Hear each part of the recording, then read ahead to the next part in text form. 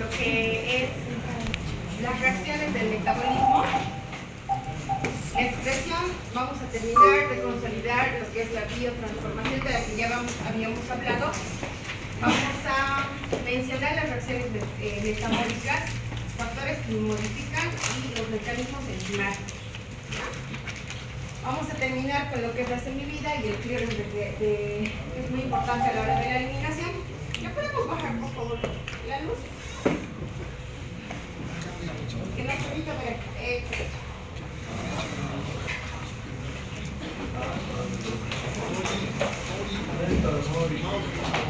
El cable está roto. El cable está roto.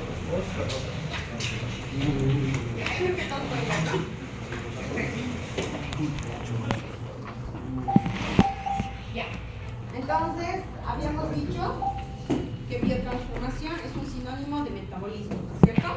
¿Qué es lo que vamos a hacer? Es obtener el fármaco ya había sido administrado, ya ha sido absorbido y ahora está dentro de la célula, por decir. Una vez que esté dentro de la célula, lo que va a hacer es sufrir varios cambios bioquímicos mediante los que se va a poder realizar su acción y posteriormente ya sea se va a volver una sustancia inactiva o un metabolito, y estos se van a volver ionizados polares más hidrosolubles. ¿Y por qué se vuelven más hidrosolubles? Para facilitar la excreción, ¿ya? Vamos a ver que estos fármacos ya se vuelven también menos difusibles, porque habíamos dicho que como son hidrosolubles, ¿qué pasa con la membrana? ¿Se acuerdan? No pasa, ¿no es cierto? Entonces, pues ya está preparado para ser eliminado o excretado. Nosotros vamos a obtener en la circulación un profármaco o un fármaco. Va a ser un profármaco en el caso de que requiera una activación enzimática, y este se va a convertir en un fármaco. Activo, inactivo, o bueno, vamos a tener su acción. Esta a la vez, después de realizar su acción, se va a volver inactivo. Y si es que excede, pues vamos a tener su acción tóxica. Dentro de la célula tenemos un organelo muy importante, que son los microsomas y el retículo endoplasmático. ¿Se acuerdan, verdad? Dentro de los microsomas es que realizan estos metabolismos en fase 1 y en fase 2. Habitualmente estas reacciones de fase 1, por decir, son más sencillas y no requieren tanta energía. Se van a clasificar así como tal: reacciones de metabolismo de fase 1, con reacciones de oxidación, reducción, hidrólisis. A través de estas reacciones fundamentales, ¿qué es lo que va a pasar? Se van a formar compuestos menos polares. ¿Para qué? Para poder excretarse más fácilmente. O puede ser que, hemos dicho que vamos a obtener los profármacos, ¿no es cierto? Todo en relación al citócromo P450, que este se va a encontrar adherido a las paredes del retículo endoplasmático liso, ¿ya? Como podemos ver en el gráfico, tenemos ahí a los metabolitos que se obtienen en la fase 1. ¿Por qué vamos a decir que es oxidación, que es reducción, que es hidrólisis? De acuerdo a este gráfico, vamos a ver, si tenemos un compuesto oxígeno, pues va a ser oxidación. Si tenemos un compuesto de nitrógeno, va a ser nitrógenación. Si tenemos hidrógeno, pues va a ser hidrógeno. Tenemos también al metabolismo, pero en fase 2. Aquí, ¿qué va a pasar? Ya van a conjugarse, es decir, se va a juntar con un grupo acetil o un grupo de sulfato, y estos se van a volver productos muy polares que son generalmente inactivos. Vamos a ver ahora con más detalle. Habíamos dicho que las reacciones de fase 1 son más simples. Estas van a ser poco saturables y fundamentalmente vamos a tener la oxidación, hidroxilación, desalquilación y la hidrólisis, donde se va a dar lugar en el retículo endoplasmático liso. a llevar a cabo este óxido reductasa. Al final, lo que va a hacer es entregar un compuesto para que el citócromo P450 pueda terminar de hacer su función y pueda degradar o prepararlo para la degradación. Aquí tenemos otro ejemplo. Por ejemplo, tenemos al fármaco. Si este está en profármaco, pues va a recibir el apoyo de enzimas que van a realizar la inducción. Al momento de la inducción va a haber un cambio en el ARN y se va a expresar una proteína, ¿cierto? Esto va a enviar la información y vamos a obtener un sustrato, el cual nos va a decir que ese fármaco pues ya va a quedar inactivado y ya está listo para la expresión. Bueno, el citócromo P450 tiene muchas, es una variedad grande de familias. Por ejemplo, aquí está el 1A2, 2C9, 2D6, 3A4. ¿Y qué es lo que hace? Toma los fármacos como inductores, va a agarrar el sustrato y pues van a quedar inhibidos, ¿no? Por ejemplo, aquí vamos a tener a la rifampicina, carbamazepina, dexametasona. ¿Qué es lo que hace? Va a sufrir el efecto de los inductores y a través de la enzima P450, que en este caso va a ser la variedad 3A4, al juntarse con los sustratos, pues va a poder obtener la inhibición de ciertos productos de otros fármacos. Como en este caso va a ser la miodarona, antimicóticos, etc., que son obviamente con aquellos que no deberían ser administrados, ¿no? Bueno, esta foto la he tomado de un libro en la que, por ejemplo, ahí vemos varias reacciones oxidativas. Como hemos dicho, ¿qué es lo que hace? Se encarga de cambiar en algún lugar del compuesto farmacológico, reemplaza, ya sea el oxígeno, el nitrógeno, el hidrógeno. ¿Y qué fármacos van a ser, por ejemplo, degradados a través de esa reacción? Una de las más comunes es la desalquilación. ¿Qué fármacos vamos a tener ahí? Diazepam, codeína, eritromicina, morfina. Ya el tamoxifeno no se utiliza tanto, pero sí la teofilina, codeína, indometacina, dextrametorfano. En las reacciones, por ejemplo, de hidroxilación, tenemos al ibuprofeno, midazolam, que son los más comunes, ¿no? El pentobarbital también ya ha dejado de utilizarse, pero todavía lo van a poder encontrar en algún lado. Como hidroxilación vamos a tener al fenobarbital, propranolol y las anfetaminas y un medicamento muy importante que es la warfarina. Entonces, si en algún momento les preguntan cuál es la reacción, bueno, cuál es el medicamento que es degradado a través de la hidroxilación aromática, por ejemplo, va a ser la warfarina, el principal medicamento. La desaminación va a ser aquella que va a degradar al diazepam y a las anfetaminas. ¿Ya se acuerdan qué es el acetaminofén? Que hemos hablado en la anterior clase. Hemos hecho un ejercicio de cálculo de dosis. ¿Qué es el acetaminofén? El paracetamol. ¿Ya? El paracetamol es un medicamento muy especial, muy especial, que no se puede clasificar como tal, como AINE, y tiene un grupo muy especial en cuanto a su mecanismo de acción. Tiene 10 formas para poder realizar su mecanismo de acción, pero su acción antipirética, más que la analgésica, pues la va a realizar y va a ser degradado a través de la N-oxidación. ¿Ya?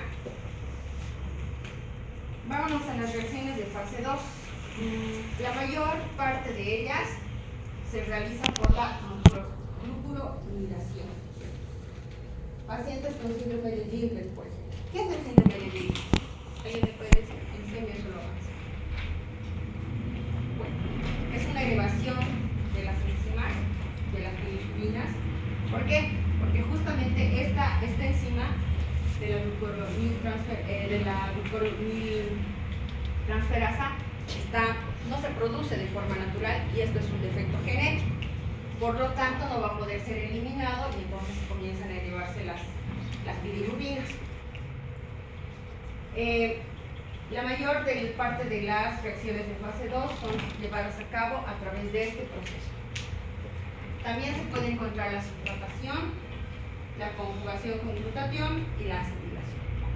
Como el nombre lo dice, necesita una conjugación. ¿Y para qué puede llegar a conjugarse? Tenemos al fármaco y tenemos al agente de conjugación con el que va a ser contacto. Es decir, aquí tenemos el fármaco, hace espacio, entra en contacto con el agente de conjugación y en vez de volverse o de quedarse de este tamaño, este incrementa de tamaño, lo que lo hace más hidrosoluble. Por lo tanto, más fácil expresión. Entonces, a diferencia de las reacciones de fase 2, que necesita un agente conjugante o un agente de conjugación para poder aumentar su tamaño y poder hacerse más hidrosoluble. Habíamos dicho que el principal es el ácido glucurónico, aquí tenemos la estructura, pero también tenemos grupos sulfato, metilo, glutatión y grupos acetilo. ¿Ya?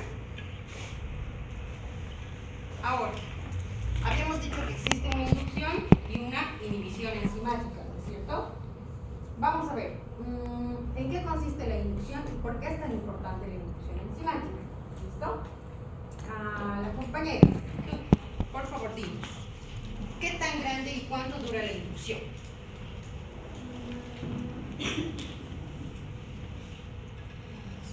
Dinos, está ahí. ¿Qué necesitamos primero? Agente inductor. Ya, un agente inductor que en este caso va a ser un enzima. ¿Listo? ¿De qué más depende? Dosis administrada. Ya, de la dosis del fármaco administrado. ¿Qué más? Tejido en que se mide la inducción. Es decir, que en algún momento para nosotros hacer una cuantificación necesitamos tomar una muestra, ya sea en sangre, para saber qué tanto del fármaco está en ese momento en circulación. ¿Listo? ¿Qué más dice ahí? Hígado. Aumento tasa de excreción del organismo. ¿Ya? El hígado habíamos dicho que es el órgano fundamental en el que se da el metabolismo, ¿no es cierto? Y se dan estas reacciones metabólicas. Por lo tanto, si está el hígado en perfectas condiciones, pues va a tener una buena tasa de excreción del organismo. Pero si no, ¿qué va a pasar? Se va a empezar a acumular el fármaco. Ahora, hay otra parte también que se realiza de forma extrahepática, quiere decir en piel o en plasma.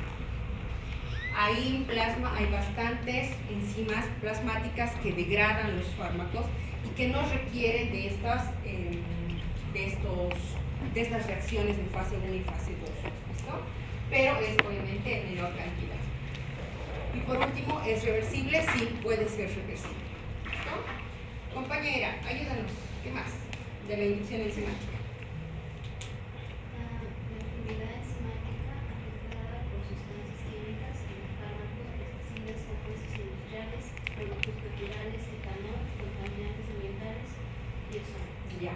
Entonces, esta actividad enzimática no solamente es fármaco dependiente, quiere decir que estos procesos van a realizar o van a sufrir la intervención del mismo fármaco, de propiedades del mismo fármaco, de propiedades de la persona como tal, o sea, del paciente, y obviamente sustancias químicas externas.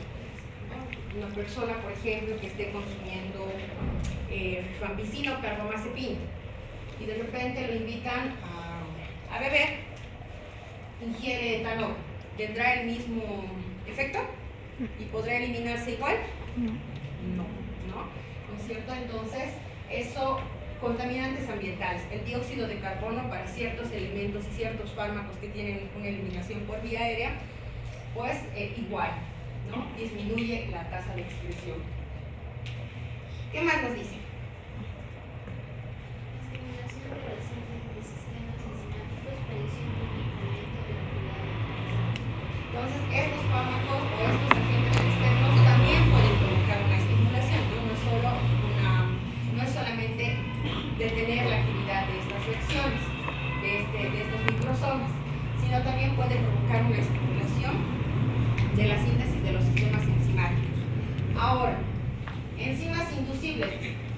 puede inducir la monoamidooxidasa.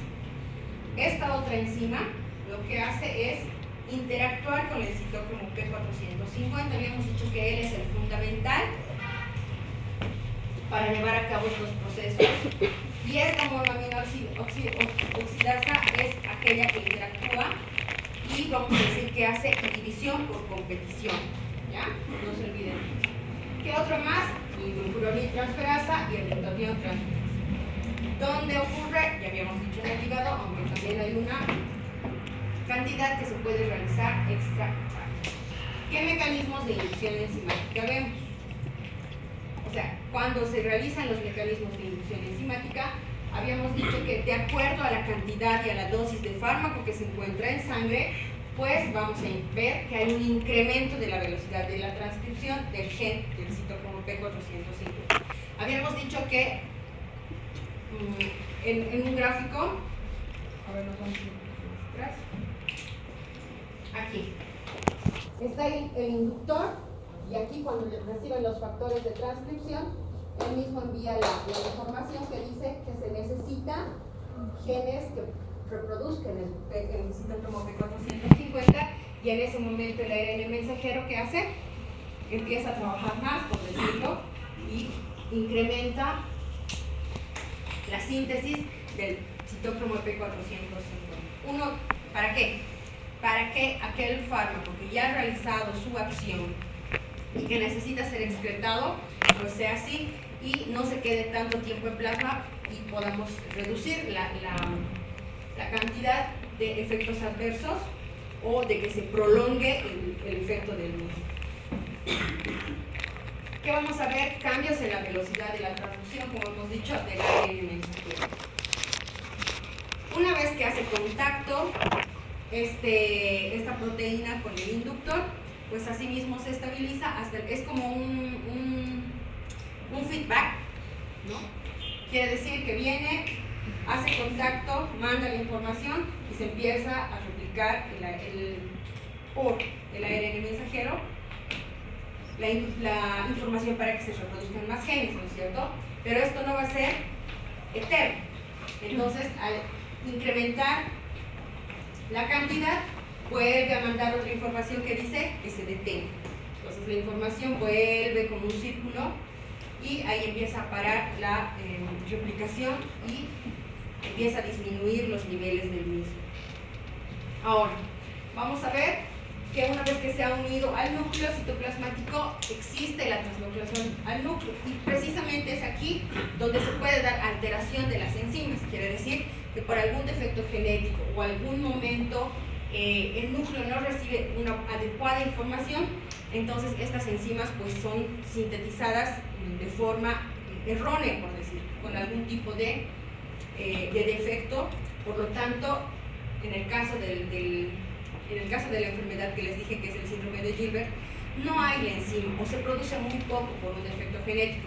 Entonces empiezan a incrementar los valores de las bilirrubinas. Y entonces, ¿qué pasa? El fármaco o cualquier fármaco administrado a esta persona va a poder excretarse por vía biliar. ¿Qué creen? Va a venir, va a hacer su efecto y va a salir, digamos, por vía renal, parte por vía biliar, pero en este paciente tiene un incremento de valores de bilirrubina en sangre. ¿Qué va a pasar?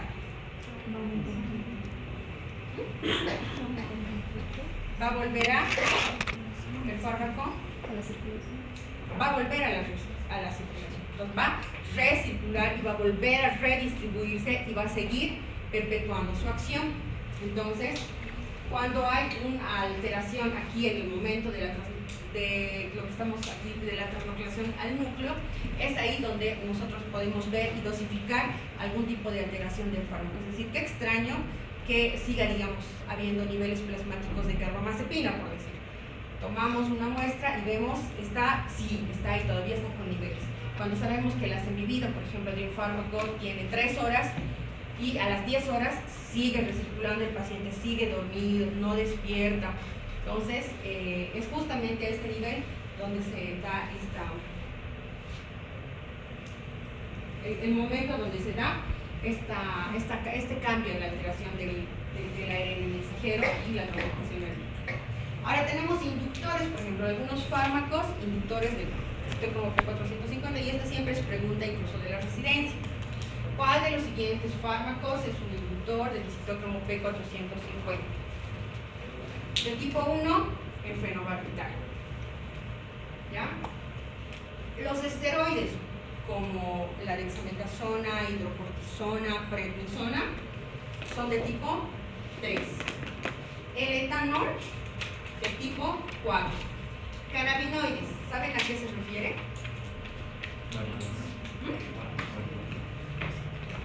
Fuerte, fuerte. Ya. Muy comúnmente llamado marihuana, ¿no?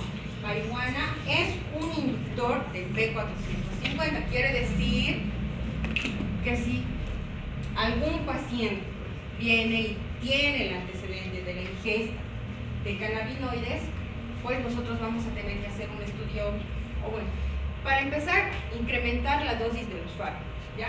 Porque vamos a saber que este citocromo P450 va a estar inducido, quiere decir que va a metabolizar más rápido los fármacos. Igual, pacientes que vienen con el antecedente de ser bebedores, ¿no? A veces no te digo, pero nosotros siempre preguntamos. En la semiología, ¿no es cierto? ¿Cómo preguntan? ¿Cómo preguntan? Antecedentes personales no patológicos. ¿Usted fuma? Ya, ¿qué más pregunta? La ¿Usted cantidad. bebe? Ya, pues nosotros preguntamos, ¿usted bebe? Ese rato te va a decir, yo no bebo. Pero al familiar, ¿no es cierto? Su familiar, por si acaso, sí, todos los viernes se va. Entonces, es un paciente que va, muy probablemente sea inductor del citocromo P450. La amoxicilina no le va a hacer tanto, vamos a tener que incrementar tal vez el tiempo de dosis. O sea, ya no va a ser cada 8 o cada 12, sino va a ser cada 6. En caso, según ejemplo. Y vamos a tener ahora los mecanismos de inhibición enzimática. Estas enzimas que están en el microsoma, en los microsomas y en el retículo endoplasmático, son enzimas biotransformantes y pueden ser inhibidas, así como son inducidas, por diferentes productos, dentro de los cuales están los fármacos, ¿ya? Obviamente, como son inhibidas, quiere decir que ya no va a realizar su función, vamos a obtener un incremento de la selectividad del fármaco. Incremento de la selectividad del fármaco. ¿Ya? Vamos a ver que existen tres tipos: inhibición reversible, casi reversible e irreversible. Quiere decir que la enzima hace contacto, termina su función y se separa. Entonces, este receptor va a estar libre. Vemos que el irreversible agarra, hace contacto y forma un complejo, y eso no se va a separar. Entonces viene tal vez otro fármaco o otra enzima, quiere hacer contacto y esta va a ser rechazada, ¿no es cierto? ¿Y qué es lo que necesitamos para que esto se separe? Un agente que sea antídoto de este fármaco, ¿ya? Antídoto. Vamos a ver qué es lo que pasa en la inhibición enzimática, por ejemplo. Va a haber una disminución de las enzimas y de los cofactores. Por lo tanto, ya no va a funcionar como tal, habíamos dicho, porque se encuentra ocupado. Estos van a inhibir al citocromo P450, como por ejemplo el dióxido de carbono, etilcianuro, cloruro de cobalto. Ahora, eso en cuanto a las reacciones de primera fase. En las reacciones de segunda fase vamos a tener como inhibidores al dietilmaleato, a la galactosamina. Esta galactosamina, por ejemplo, es la que se eleva igual en algunas enfermedades que se encuentran con alteración genética. Y podemos encontrar pacientes con hipergalactosemia. ¿Qué pasa? Hay una competencia, habíamos dicho, por los sitios efectivos o los cofactores. Entonces hay una inhibición del transporte de esta parte del sistema enzimático. Y va a haber una, como habíamos dicho, igual, el mismo feedback, ¿no es cierto? Viene la información y la información que dice: necesitamos que haya enzimas que puedan degradar el fármaco, pero viene el inhibidor enzimático y ocupa, ¿no es cierto? Ocupa el lugar, y como ocupa el lugar, el cuerpo entiende el mensaje y dice: ah, no se está degradando el fármaco. Entonces, ¿qué va a pasar?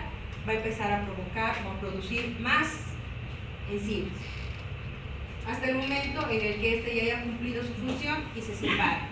Entonces va a poder hacer va a poder formar otro grupo, va a poder conjugarse y formar otro complemento. ¿Ya? Y para estos son los cofactores. Ahora, aquí tenemos ejemplos de inductores y de inhibidores enzimáticos. En resumen, por ejemplo, la rifampicina, ¿qué es el fármaco? ¿Para qué utilizamos? Es un medicamento de primera línea, ¿no es cierto? Está en el esquema de tuberculosis. La rifampicina es un inductor del citócromo P405. A diferencia de la isoniazida. ¿Qué es la isoniazida?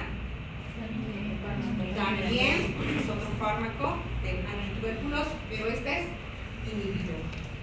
Disulfiram, ¿alguien le suena? ¿No? Ya. Ácido valproico.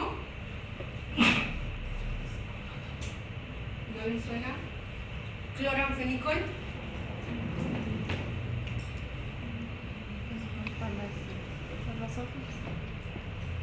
Es un antibiótico, ¿no es cierto? Es un antibiótico. La eritromicina también.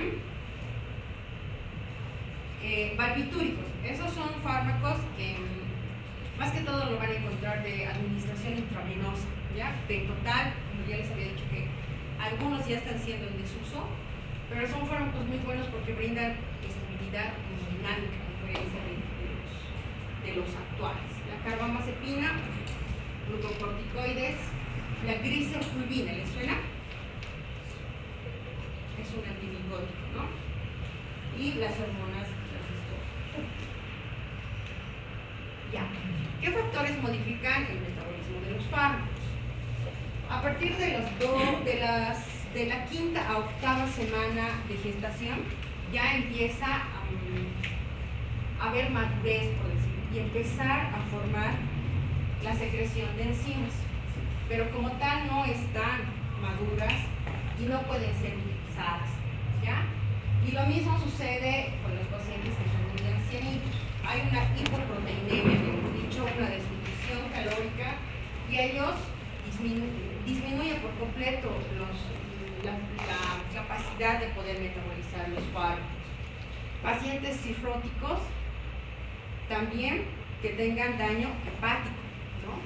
Pacientes con hepatitis, obviamente también, aunque sea el trastorno crónico o agudo, igual van a tener tendencia a disminuir la capacidad de metabolizar los fármacos.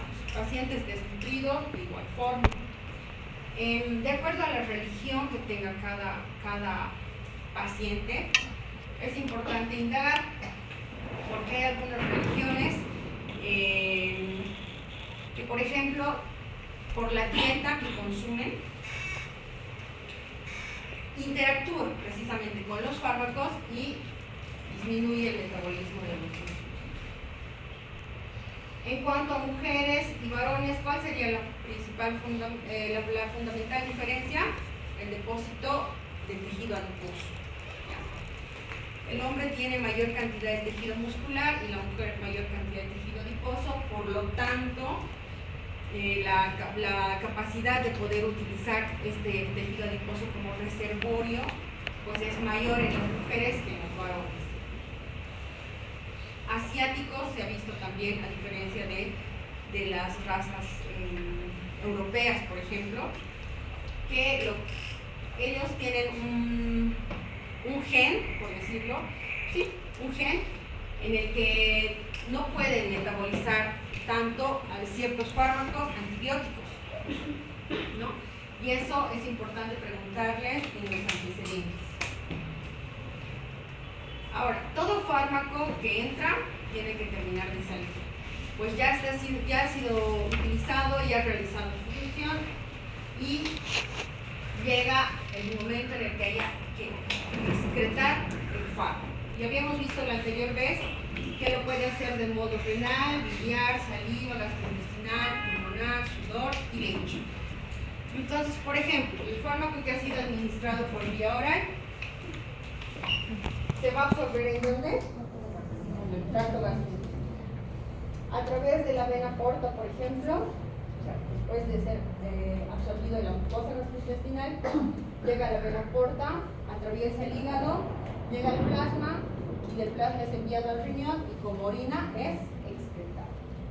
Los que son de administración percutánea, pues revisan la piel, son ahí absorbidos y muchas veces de forma directa del plasma a través de estas enzimas que habíamos dicho que son extrahepáticas, pues también pueden ser excretadas. La forma intravenosa, que es la forma en la que llegan más rápido al plasma, saltándose este efecto del primer paso, es enviado también al riñón y de este modo excretado en orina. En la parte intramuscular, de administración intramuscular, pues es absorbido en los músculos a través de los capilares venosos y arteriales, llega al plasma porque sabemos que el músculo está bien nutrido y bien vascularizado, y de este modo llega al riñón y también es excretado por orina. Cierta parte o cierta cantidad del fármaco llega a las glándulas sudoríparas y mamarias a través también del plasma y es excretado a través de sudor y leche. En la parte pulmonar habíamos dicho que la administración puede ser a este nivel y la absorción también puede ser a este nivel y se salta todo este proceso y llega directo a excretarse a través de la expiración. A ver, ya que estamos en la última parte de la excreción del fármaco, habíamos dicho que ¿qué es excreción? Excreción es la salida irreversible del fármaco hacia el exterior del organismo, es decir, va a abandonar por completo lo que es el organismo. La mayoría en cuanto a cantidad, pues se excreta a través del riñón. Se dice que 25% del gasto cardíaco, imagínense, 25% del gasto cardíaco atraviesa el riñón. Eso es un montón. Y dependiendo de las propiedades físicas o químicas del fármaco, también puede ser casi por otras vías, pero en la mayoría es por el riñón. La eliminación es, miren la diferencia, la eliminación es la pérdida del fármaco original, ya sea por metabolismo o por excreción. Entonces, ¿hay una diferencia entre eliminación y excreción? Sí, excreción es la salida irreversible del cuerpo y la eliminación ya pues es la pérdida del fármaco, ya sea por el metabolismo o por la excreción. ¿Se puede cuantificar? Sí, se cuantifica a través de la depuración o el aclaramiento del fármaco, que es lo que les decía. Y esto siempre tomando en cuenta la cantidad por una unidad de tiempo. Veamos, existen tres mecanismos por el que se va a excretar el fármaco. El primero es la filtración tubular, la secreción tubular y la reabsorción tubular. ¿Y esto dónde se va a llevar a cabo? En el riñón. ¿Pero en qué parte? En la unidad funcional del riñón, que es el glomérulo. El glomérulo, ¿cómo está formado? Fuerte, fuerte, fuerte. Ya. Siempre está una bolita. ¿Ves? Esta bolita es la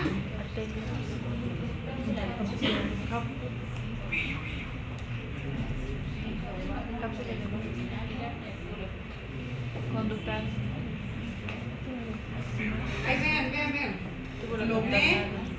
Glomérulo, ¿no? Los capilares glomerulares que forman un ovillo como entretejido. La cápsula es lo que cubre esos capilares glomerulares. Luego viene túbulo proximal distal y el túbulo colector, ¿no es cierto? Entonces, ahorita vamos a ver las fórmulas para que me entiendan bien. No estoy bien. Ahí se lo pongo. Entonces, vamos a tener, ya habíamos dicho, 3 modos por el que puede ser excretado el fármaco. El primero es la filtración glomerular. Aquí se va a dar la mayoría de la excreción se va a dar, pero para elementos que tengan un peso molecular bajo, ¿ya? Un peso molecular bajo y lo que va a disminuir, por tanto, la presión. Va a haber una disminución una disminución en cuanto a las moléculas más grandes que se encuentran unidas a proteínas, como la albúmina. Quiere decir que las pequeñas atraviesan, pero las que se encuentran unidas a la albúmina van a seguir circulando un poco más allá. Y llegan al segundo paso, que se va a realizar en el túbulo contorneado proximal. Ya esta secreción tubular, ahí se da la mayoría de la parte de la excreción, la mayor cantidad.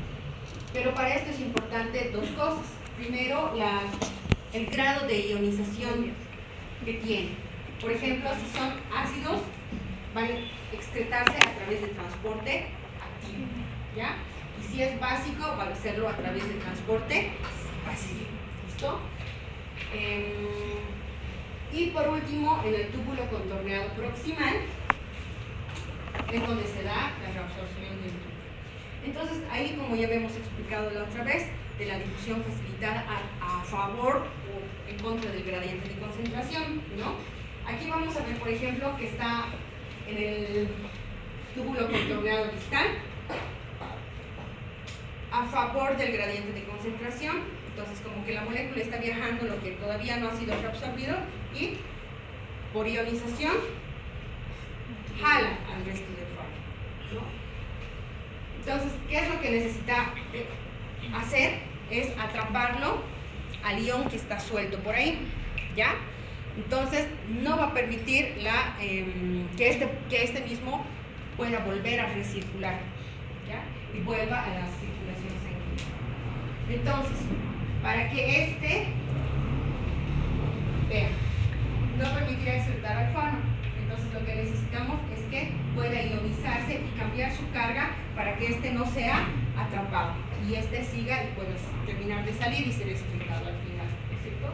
Entonces, nosotros podríamos manipular el pH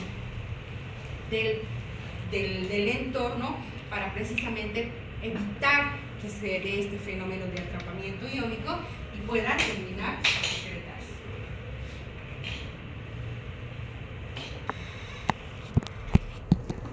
La vía hepatobiliar es aquella en donde se puede excretar los compuestos de peso molecular más alto. Si bien en el renal es donde se da la mayor cantidad, en la vía hepatobiliar es donde se dan aquellos con peso molecular más alto. Obviamente, si son las moléculas más grandes, pues se va a dar por medio de transporte activo. Van a ser, al final, terminar de eliminarse por las heces. Por la vía pulmonar habíamos dicho que también se puede realizar y la mayor cantidad de ellos se da en estos agentes especialmente anestésicos inhalados por vía aérea. Bueno, la leche materna, saliva, sudor y lágrimas. ¿Qué es la vida media plasmática de eliminación? Habíamos dicho ya que el aclaramiento es la cantidad de fármaco en volumen que va a ser eliminado en una unidad de tiempo, ¿ya? Entonces, si yo digo la vida media plasmática de eliminación, va a ser el tiempo que tarda en reducirse el fármaco al 50% del mismo, ¿ya? O sea, vida media plasmática. ¿Y por qué es importante? Porque si yo ya hago una dosificación y tengo mi fármaco al 50%, quiere decir que hay una adecuada expresión del mismo. ¿Para qué vamos a utilizar? Como dice, para decidir las pautas de administración. Es decir, en base a esto se ha podido decidir cuánto de dosis y en qué horarios le voy a dar un fármaco a mi paciente, cierto? Paracetamol cada 6 horas, cada 8 horas, o diclofenaco cada 12 horas, se lo da así justamente por esto, por la vida media plasmática de eliminación de un fármaco, ¿ya? Para terminar de eliminar un fármaco por completo, se dice que se necesita 5 vidas medias de eliminación completas, es decir, 5 veces que el fármaco llegue al 50%. Y ahí voy a tener la seguridad de que el fármaco ya ha sido eliminado por completo de la circulación. Bueno, esto es una tabla donde se está haciendo el resumen de todo lo que tiene que ver con la farmacocinética. ¿Ya? Vamos a repasar. ¿Qué es la liberación del fármaco? Compañera. La liberación del fármaco es cuando sale de su Ya. Es el proceso. Habíamos dicho que todos son procesos, ¿no ves? Es cuando eso no es correcto. ¿Listo? Es el proceso cuando sale de su forma farmacéutica. Ya, muy bien. El proceso por el cual el fármaco sale de la forma farmacéutica. ¿Listo? Eso es liberación. ¿Qué es absorción? Compañero. Tú, el de gorrito. Que ya le hemos dicho que se quite la otra. Absorción.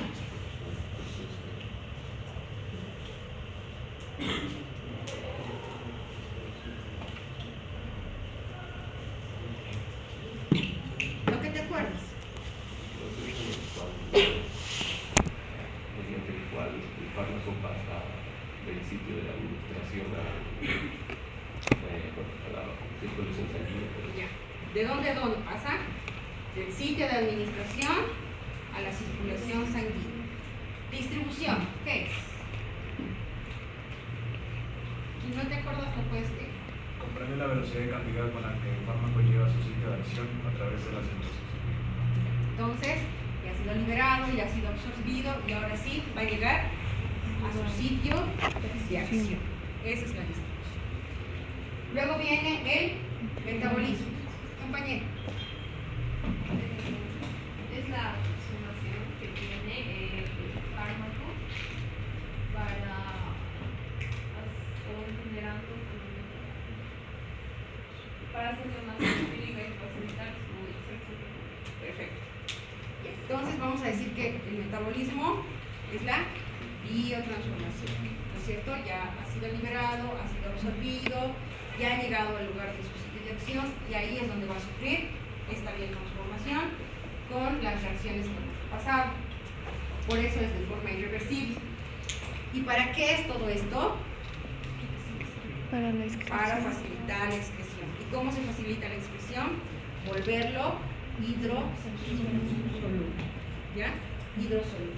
Porque si es agua, va a chocar con la grasa, pues se va a salir. Más o menos para que me entiendan más fácil. ¿Listo? ¿Y dónde hay grasa? En la membrana celular. ¿Listo? Se hace más hidrofílico y facilita la excreción. Y por último, la excreción, ¿qué es?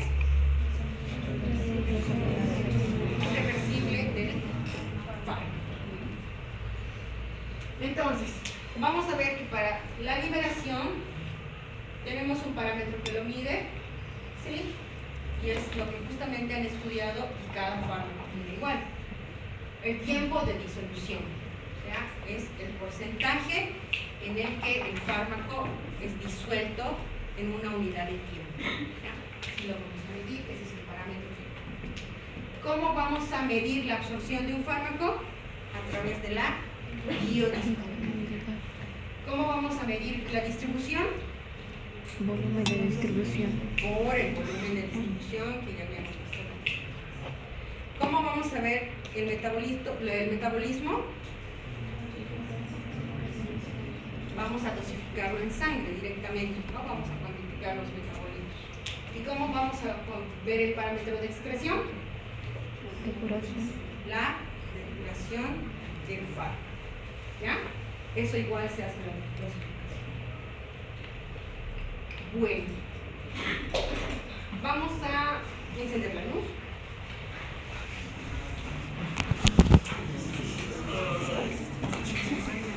Estos temas